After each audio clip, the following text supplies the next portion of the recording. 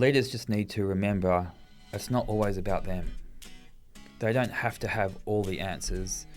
They don't have to set the direction all the time. What are you most optimistic about? You know, I can continue to make a positive difference to the organisations I work for and the people I work with. I'm really positive about my family, my beautiful children. What's a big risk that we're not paying enough attention to in the world? You know, there's geopolitical instability across the globe at the moment, and, you know, one could be forgiven for looking at these as non-related or not interlinked data points. Other elements are coming together. You're starting to get regional instability, and I think everybody just needs to take a step back.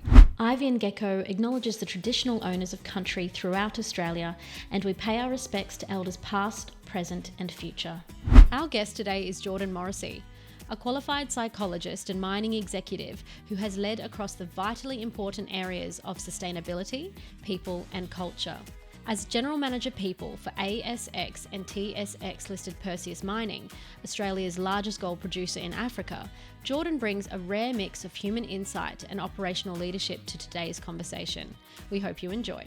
Jordan Morrissey, thanks for joining us on Hearts and Minds. My pleasure, David. Nice to be here. Lovely to see you again. I've followed with a great deal of interest your career, and I guess we've known each other for 5 or 6 years now.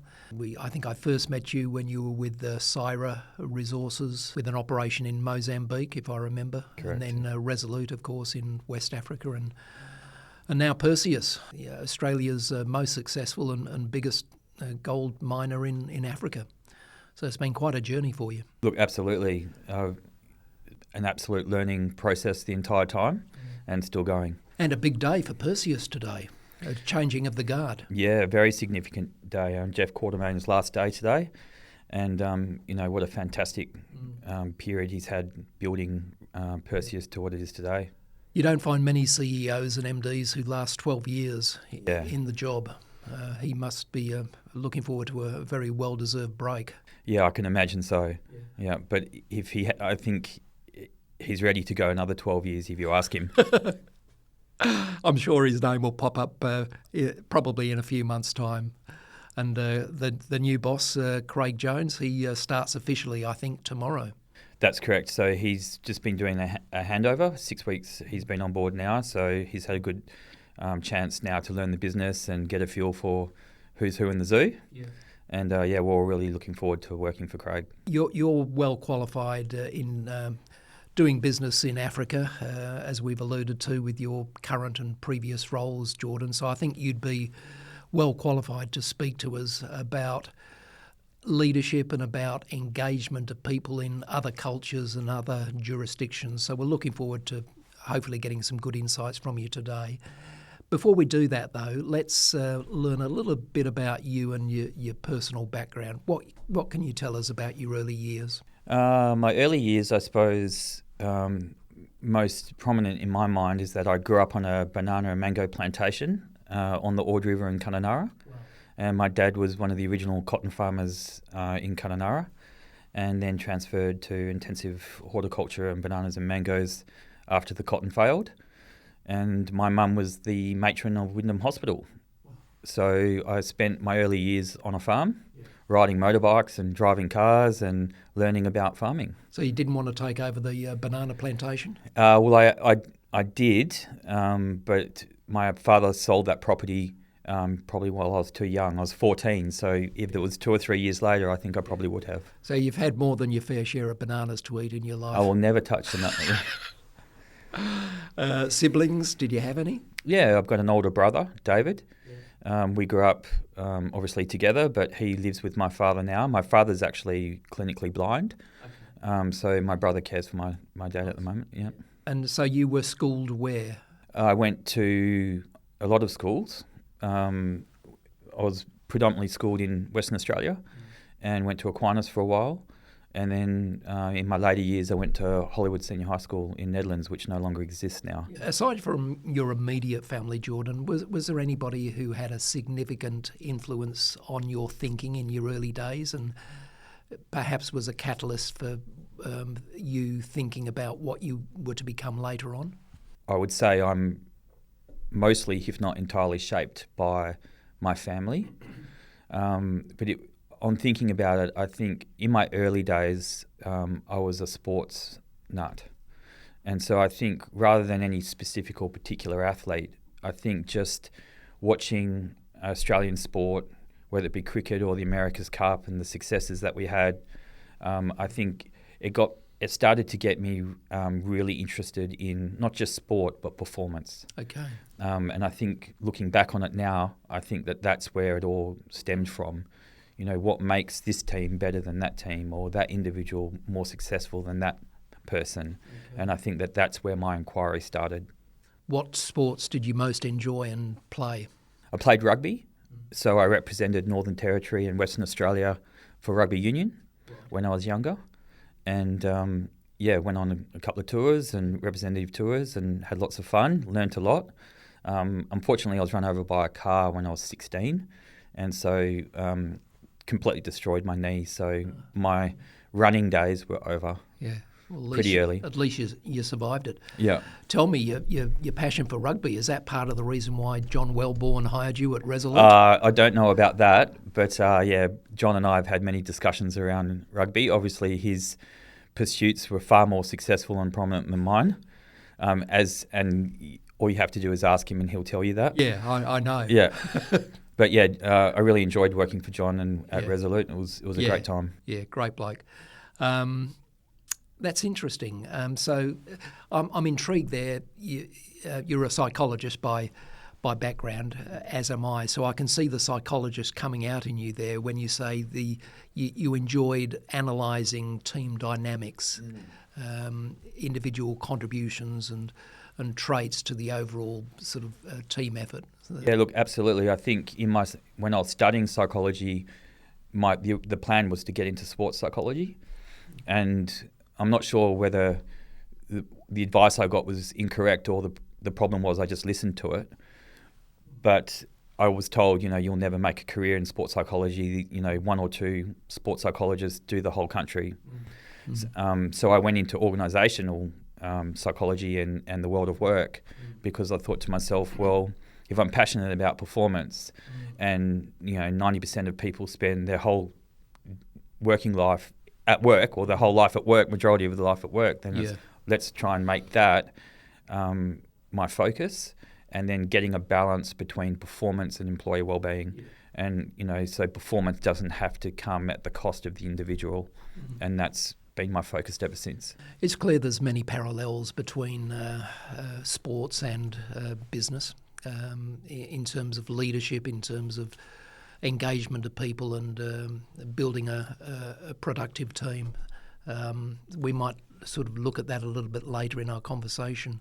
Will you share something about yourself, Jordan, that not many people would know? Well, I think, people close to me know this, but, I have 4 incredibly beautiful children, and I just became a grandfather. Congratulations. Yeah, thank you very much. So my 20-year-old daughter gave us all a bit of a surprise, as they do. And so now my grandson is 6 months old. Wonderful. Yeah, Jimmy. Wow. So you got 4 children and 1 grandchild. Correct. Wow. Yeah. And what's the age span of your children? I've got 3 daughters, hence why I have no hair. 20, 19 and 15. And I've got a 5-year-old son. They're the most meaningful thing that I've ever done. Yeah, absolutely rewarding. Absolutely. Yeah, I agree.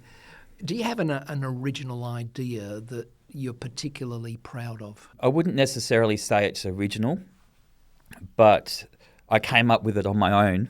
And then as I inquired more about this, I realised that there were schools of thought that were consistent with how I was thinking. But it's around the design of organisations from a systems theory or systems perspective, and particularly in the people and sustainability spaces.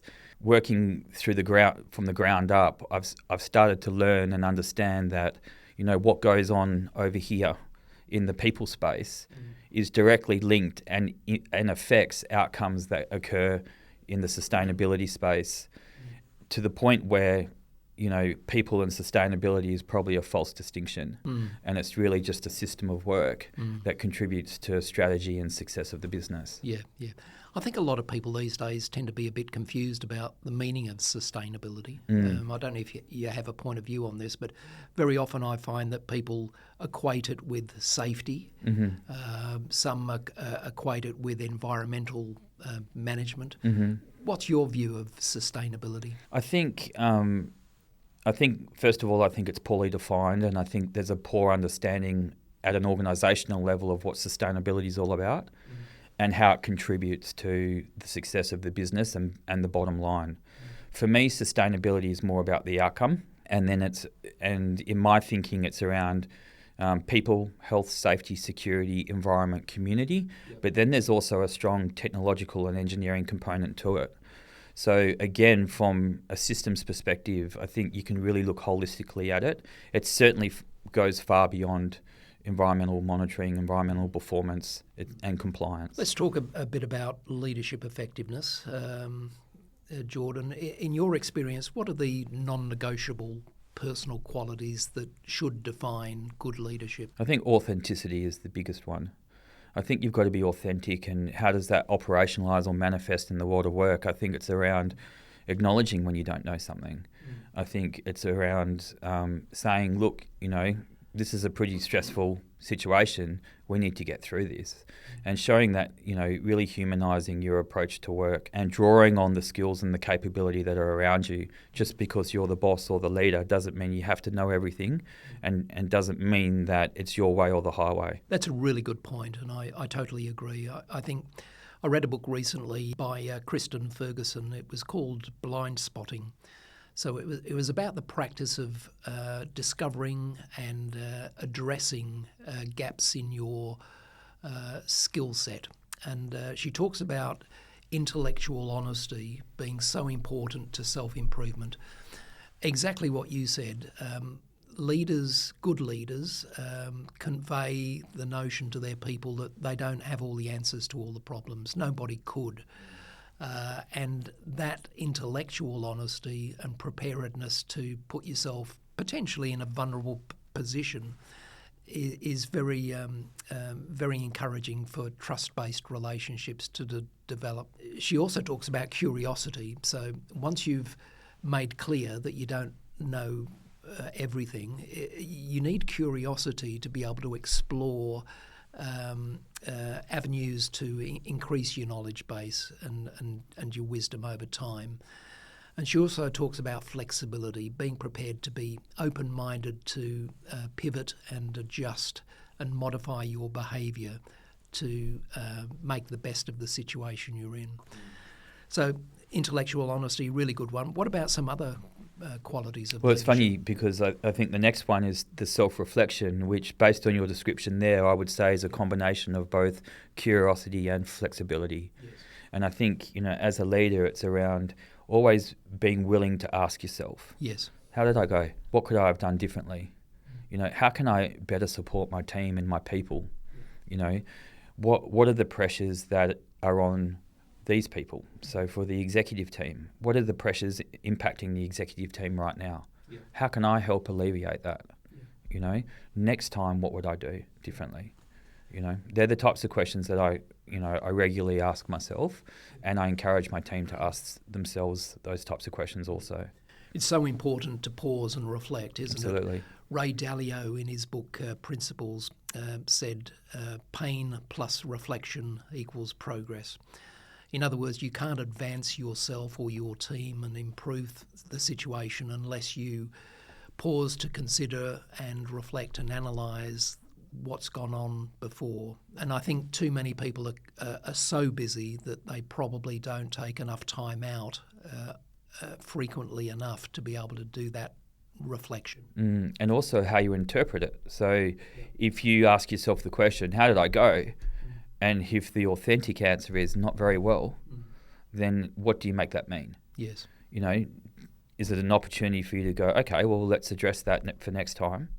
Or do you start being self-critical, right? It's got to be used to improve your performance over time and improve your capability as a leader It's not meant to erode anything. Okay, so we've got authenticity, we've got intellectual honesty, we've got reflection. Any other critical qualities? See, for me, the final one, and they all seem quite fluffy the way I'm describing them, but I think the third one for me is around courage. And I think it's around, you've got to have the courage to lead. So you've got to be able to back yourself. You've got to be able to know that you've got a seat at the table because of your skills and your experience and your outcomes. And that has to mean something. And so you need to be able to back yourself to make difficult decisions, to make unpopular calls, to have difficult conversations and discussions with people and push back. And it can be quite lonely. It's quite a lonely experience when you are leading teams and large groups of people. And I think it's just being able to have the conviction and the courage to be able to understand what it is that you have to do to be effective, and then to execute that in a way that is authentic and provide, and whilst allowing yourself space for that self-reflection. Courage is so important, as is imagination, I think. But I think courage often comes from people who are comfortable in their own skin. They have a certain level of maturity and self-confidence that allows them to address a situation and assert their point of view and direct activity. It doesn't always come with age necessarily, but it certainly comes with self-confidence. So I quite agree, Jordan, courage is so important. All right, we've got some really good insights there into your opinion of good leadership. Tell us about some of the challenges of your current job. What have been the leadership learnings in recent years for you? I think, I'm at Perseus at the moment. I'm absolutely loving it. I think it's a fantastic company and there's certainly a lot in the pipeline. There's certainly been a lot of wins and achievements over the years, which I can take no credit for. But it's fantastic, and it's a fantastic opportunity to be part of the team. Our challenges at the moment, we have got to a point where we want to sustain 500,000 ounces per annum and grow that. And so how do we do that? We're moving and we're building the first underground mine in Côte d'Ivoire, and then we're in full development mode for the Nyanzaga Gold Project in Tanzania. So there's significant parcels of work for Perseus, in addition to maintaining 3 operating assets in Côte d'Ivoire and Ghana. So you're operating in West Africa as well as North Africa. But also Southeast Africa as well. So we have a non-operating asset in Sudan, and then we've got operating assets in Ghana and Côte d'Ivoire, and then a capital project in Tanzania. You've been to all of these places, and in fact, with your previous companies, you were a frequent visitor to Africa. Let's talk a little bit about the people that work there, in terms of their cultural backgrounds, in terms of their expectations of their leaders. Is there a massive difference between people that you might lead in a corporate office here in Perth to people that you lead in various African countries? Absolutely there is. I think there are significant differences, and there's also significant similarities. I think my opportunity to work in Africa for the last 10 years have been nothing short than life-changing.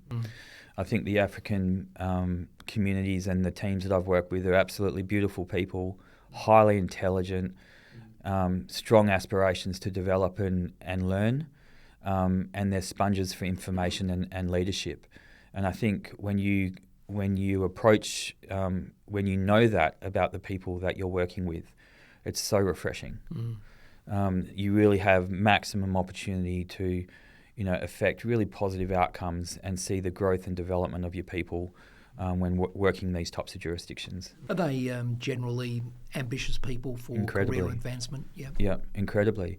And nothing's taken for granted. Working in Africa, for them, it's a privilege a lot of people just privileged to have a job. And then it's around, okay, so they feel incredibly lucky and and a sense of pride to be part of the organisation. And then it's around, okay, how do we then work with them to develop capability? And, it's been incredibly rewarding. I've been told that there is a great sense of pride with these African national people for working with companies like Perseus because of the social licence connection. So Perseus and other companies operating overseas invest in the community, don't they? Schools, hospitals, civil infrastructure, and that's seen as that's part of the contract really to mine in their jurisdictions. Absolutely, it is, and whether it's also part of mining agreements per se and legislative requirements or agreements with government, it's also the right thing to do, and I think Perseus certainly recognises that, and have extensive social performance programs, whether it be hospitals, roads, even simple roads and basic infrastructure like that cannot be underestimated in terms of the value that it provides to the local people. One of the qualities we didn't mention a few minutes ago, but which is so important, is listening. Simon Sinek wrote an interesting book called Leaders Eat Last. Jeff and I talked about this in the previous podcast. Its premise was that good leaders should watch and listen and seek to understand the point of view of another person before providing their own opinion or judgment, so as not to influence another person. How well is listening exercised in your work community, and what would you suggest to anybody would be a good practice to improve your listening ability? Yeah, I think listening is something that we can all work on, certainly myself. I think that for any leader, my advice is you've got to try and balance your passion with your ability to listen to others, because as leaders we're very passionate and often very knowledgeable about certain things, but it's not necessarily about what we think all the time. So it's around making sure that we create a space where people feel comfortable in presenting their own ideas, that's developmental in itself. But then I think as well, if we go back to what I said, you don't know everything all the time. So it's around listening and learning. For me personally, it's around, how do you stay quiet when you know the answer to something and you've got to sit through the process of your team coming up with it themselves.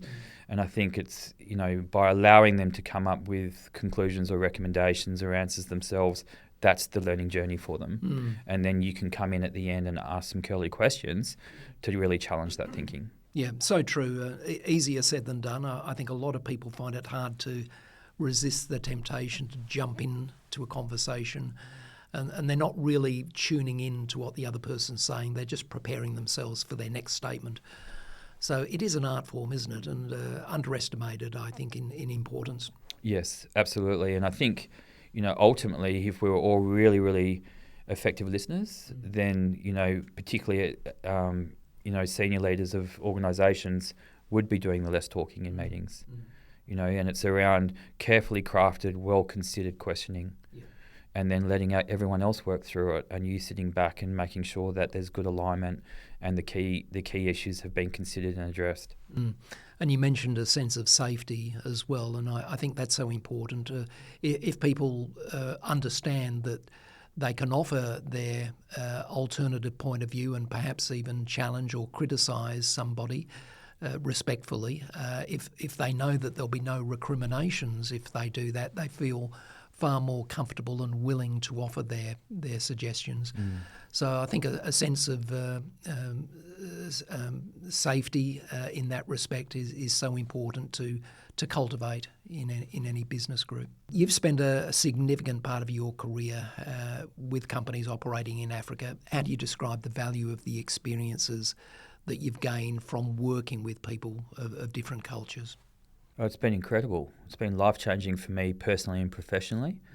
I think it also makes you rethink your modus operandi when it comes to execution of different work programs and your general approach to work. How can we do things differently but maintain our effectiveness? And, one of the simple ones is around the use of visual tools in non-English speaking countries. We understand what it is that we want to achieve. How do we impart that understanding on the rest of the organisation? And so, visual cues, posters, cartoons, films, those types of things, really to push and embed an agenda. And health and safety is a classic example. Yeah. Does everybody in Ghana or most people speak English as a second language? In Ghana, absolutely. Côte d'Ivoire is French speaking. And so English is the second language, sure. How's your French? Pretty shocking. Just ask my colleagues. So you're more comfortable in Ghana than Ivory Coast? Well, this is the thing. This is how amazing, people across the African continent are. Yeah. You'll find it's really the Australians that only speak one language. No matter where you go across Africa, it's so common for people to be bi or multilingual. Yeah. And particularly, people who've had the opportunity to go to school and get a good education, it's very, very common to speak multiple languages. And now we take a short break to acknowledge our sponsors. This episode is brought to you by Halo Civil Engineering. Halo is a multidiscipline civil contractor that specialises in the delivery of complex civil projects across defence, infrastructure, energy and resources. A West Australian company committed to delivering dynamic solutions with a focus on zero harm, while having a positive impact on their industry, clients and the people they serve. For more information, search for Halo Civil Engineering on socials or visit halocivil.com. Is your business ready to amplify its voice? At Podwave Studios, we offer professional video podcast production services that help you connect with clients, build your brand and grow your audience. From corporate messaging to thought leadership, we've got you covered. Book your session at podwavestudios.au today.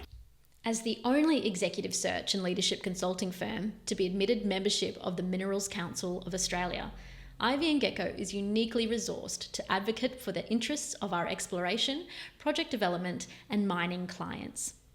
As a recruiter to the mining industry, Jordan, I'm very, very mindful of the fact that when we're engaging with a potential candidate for a job, we need to articulate a compelling value proposition that would interest them to show an interest in joining another company. When in most cases they don't need to find another job. They're well paid and they're enjoying their current jobs. We did some research a couple of years ago, which we published in our book Smart Value, and we looked at mid-tier ASX companies, mainly gold companies, and we looked at how they articulated their value propositions, and we looked into their purpose statements and the values, very often published on their websites and internal reports. We found a lot of similarity, and frankly we thought that a lot of the value statements were quite bland and perhaps unexciting. And I'm wondering, and we also found that some of the more reputable mid-tier companies, as indicated by a lot of the candidates that we spoke with, they curated different value propositions for different segments of the candidate population, as opposed to having a one-size-fits-all.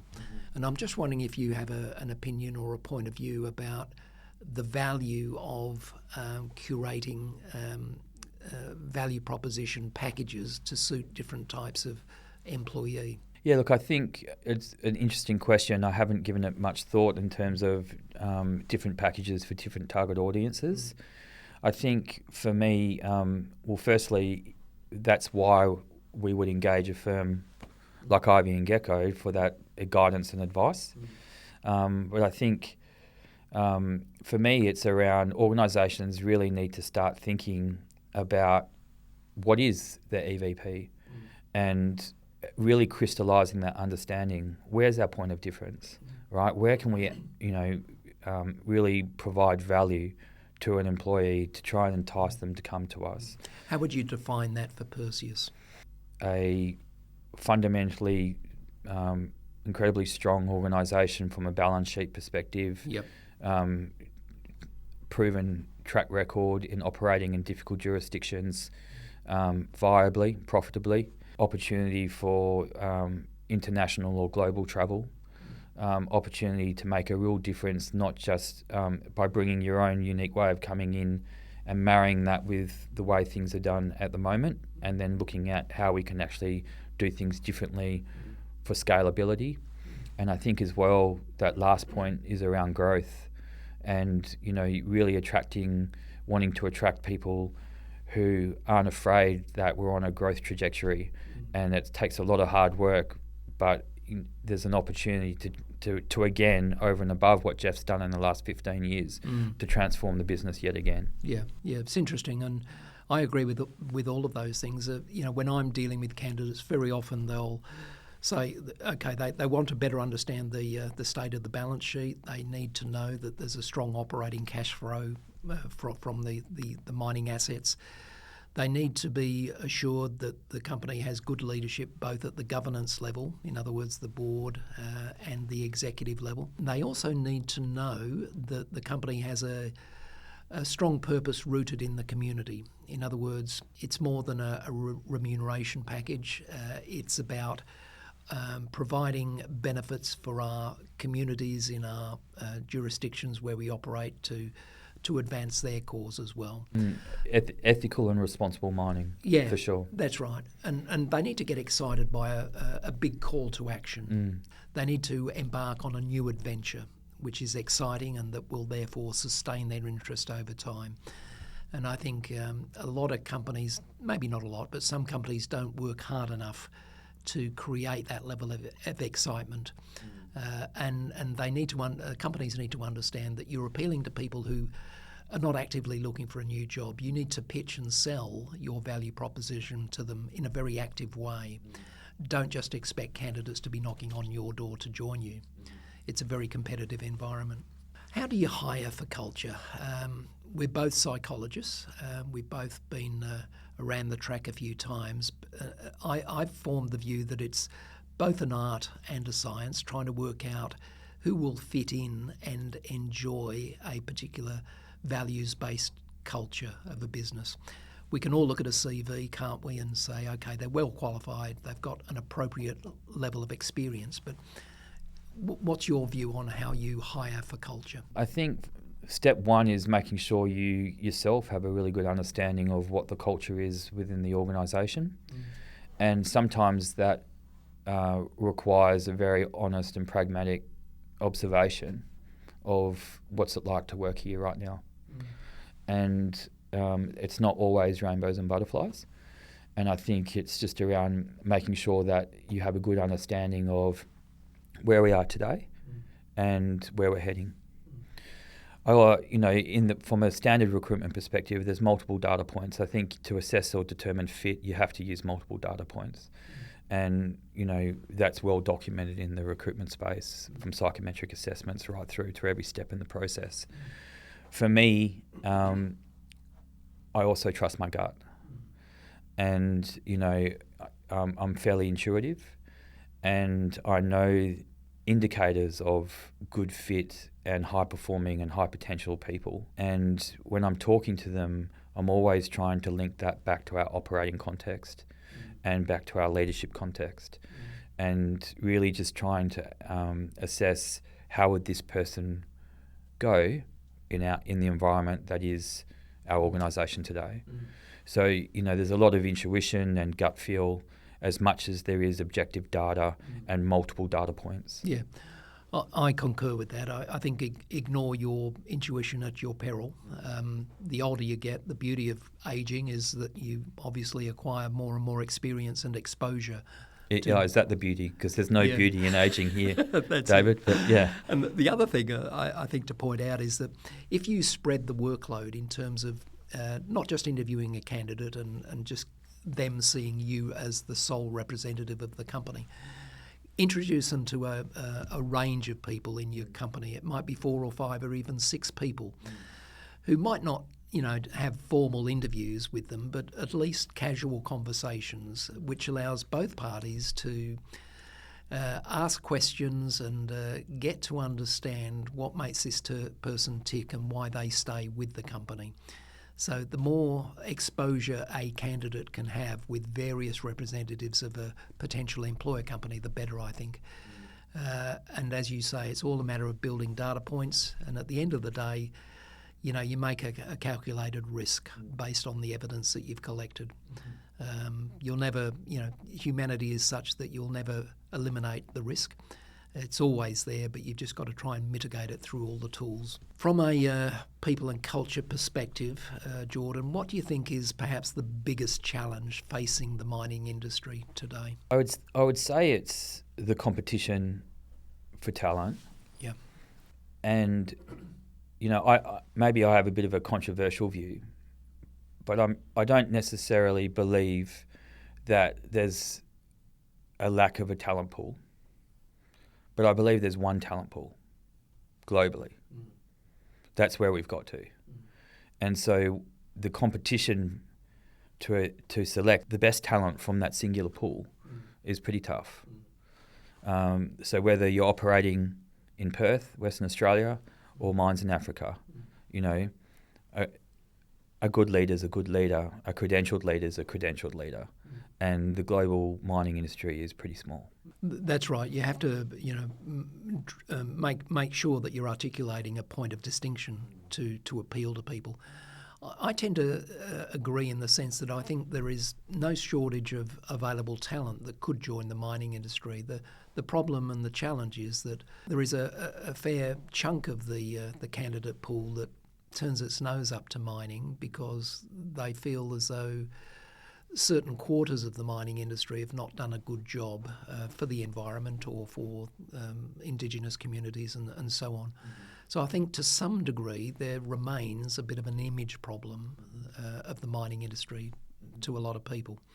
And maybe that's why we're not seeing, enough people going through the tertiary education system to become mining engineers or metallurgists or geologists.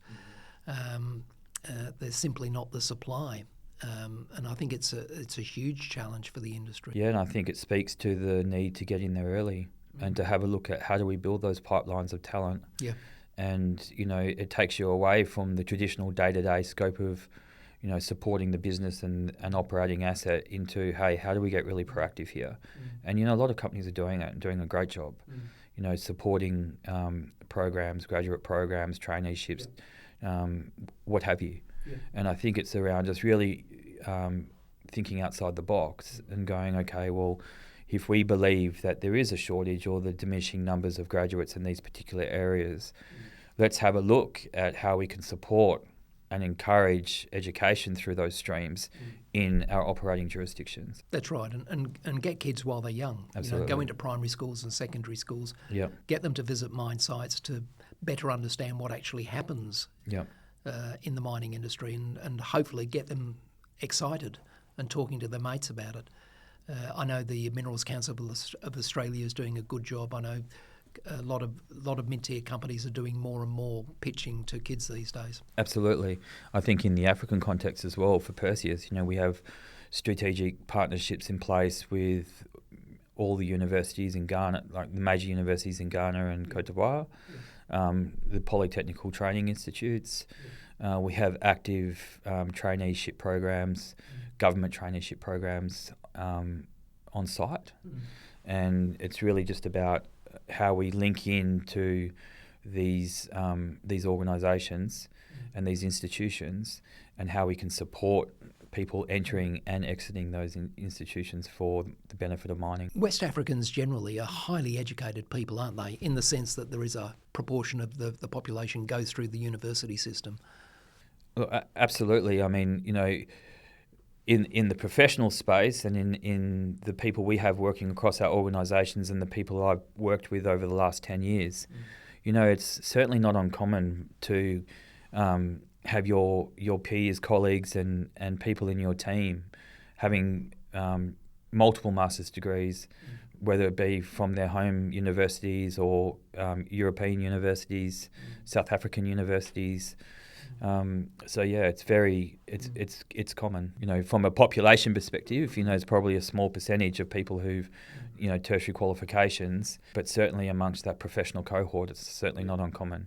Very, very intelligent, very driven people. It's your turn, Jordan. Do you have a question without any notice for me? So how would you describe the current state of play for the search for capability across mining? Yeah, look, it's always tight, and I say to people that if I ultimately am expected to deliver a high-quality shortlist of 4 candidates to a client, I know that I have to approach and engage with a heck of a lot more people than that. I did a calculation some years ago that led me to believe that about 5% of the candidates that I reach out to will ultimately be both suitable and motivated for this particular opportunity, 5% of them. So to deliver a shortlist of 4 people, that means that on average I have to reach out to about 80 candidates. It's hard work and time intensive, but that's what we're paid to do. So there will always be a very small pool of individuals that tick all of the boxes. Some clients are not prepared to compromise at all on the selection criteria that they give me. Others, with my influencing, perhaps will compromise somewhat once they understand the state of the available market. So look, it's always tight.